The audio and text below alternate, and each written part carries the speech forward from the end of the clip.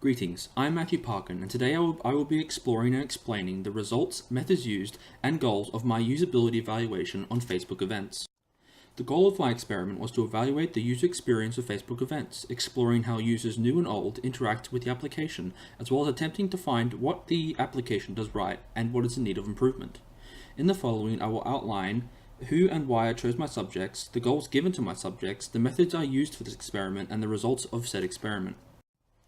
The two subjects chosen for this evaluation were Lisa and Sarah Parkin, relatives of the interviewer and avid social media interactors. In terms of age, at the time, Sarah was 18 and Lisa was 59. They were chosen due to their familiarity with Facebook due to their daily use of the website, while with Lisa having prior experience with the events application and Sarah being completely new to it. This allows for a broader perspective on the application, allowing for research into how new users would approach and view the application, and grants a platform for the experienced subject to give recommendations on how to improve the application and comment on what it does right.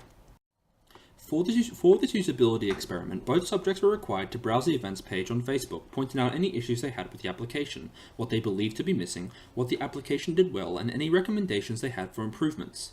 They were required to go through the various pages available to them from top to bottom, according to the list of pages located on the side of the screen. All the while, they gave comments on what they saw and answered questions given to them by the interviewer. This was all recorded by the interviewer with the subject's consent and can be accessed via the video files included in the submission.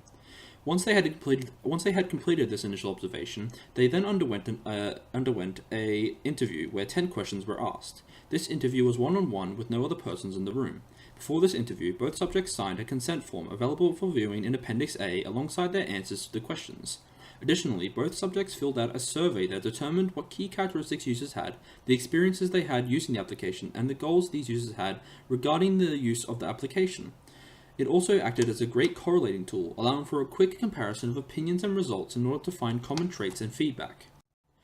From information garnered from the video recording and interview, I can point out three main findings. Firstly, short descriptions on events can be found in the Discover page, where a few sentences describing the event can be seen below the event advertisement itself.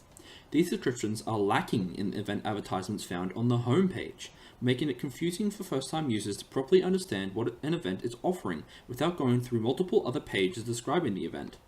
This is compounded by the fact that younger audiences are more likely to access only the home page, as it is more likely to yield popular results among friends.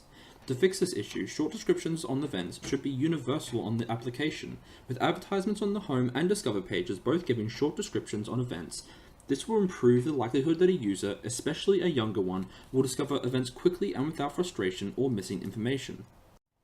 Secondly, both users pointed out that navigating the Discover page of the application was confusing and poorly designed.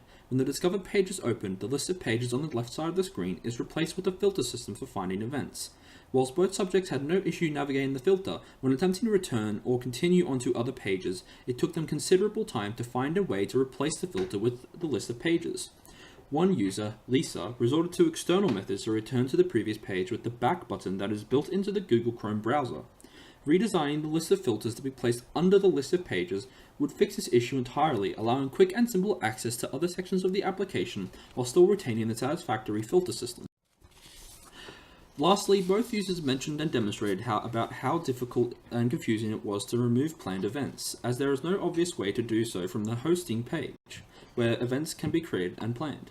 When attempting to remove the event, both users took considerable time to find a delete feature, which is hidden and largely unemphasized in the edit option.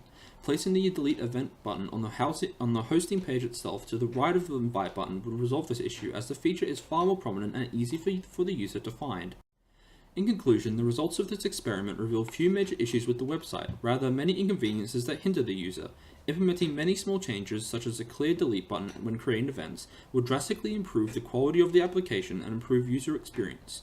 I would like to thank all participants involved in the research process and hope that Facebook will consider my findings in any future redesign of the application. Thank you.